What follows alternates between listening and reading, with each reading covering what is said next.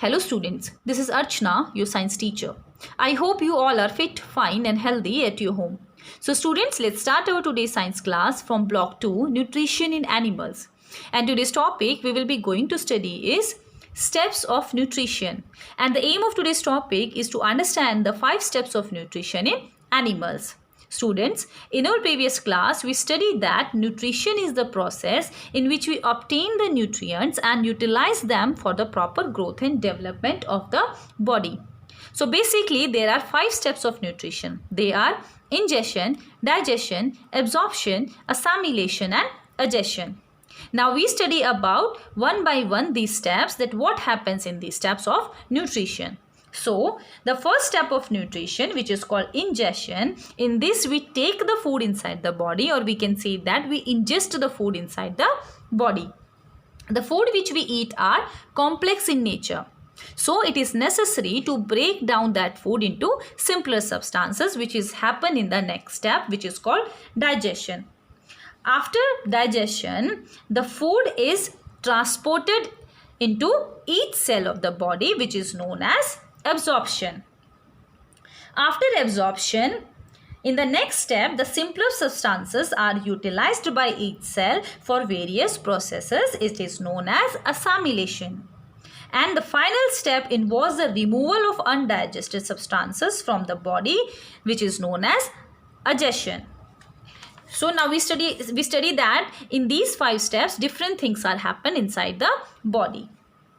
Now the question arises that what are the different ways in which animal ingest the food, or how does digestion of food take place? So different animals have different ways of ingesting food, or you can say that different animals take the food by different methods inside their body. Insects like butterflies and honeybees, they suck the nectar from the flowers. Frog catch insects from their sticky tongue and swallow their food.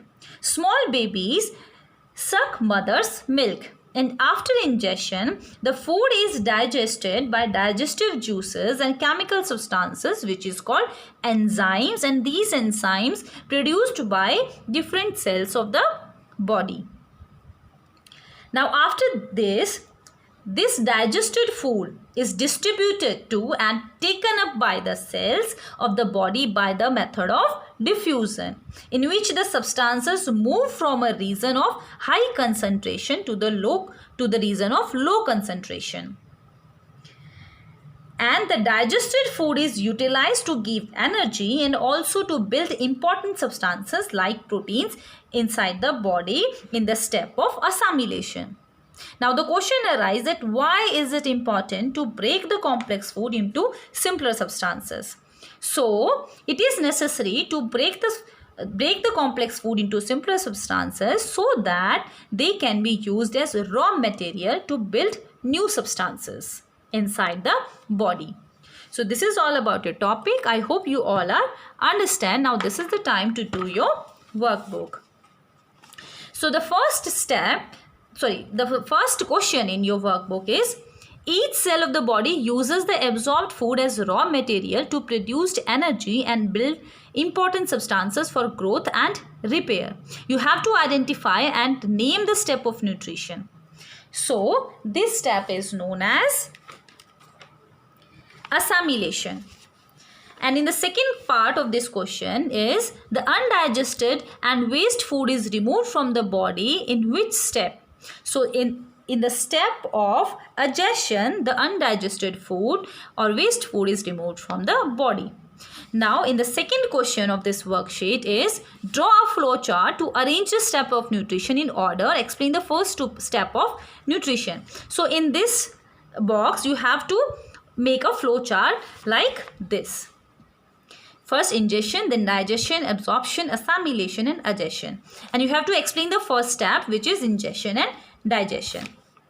And in the third question of this worksheet is, Anuradha does not know why it is important to break down the complex components of food. Explain the reason to her. So as I told you that it is necessary or important to break down the complex food so that they can be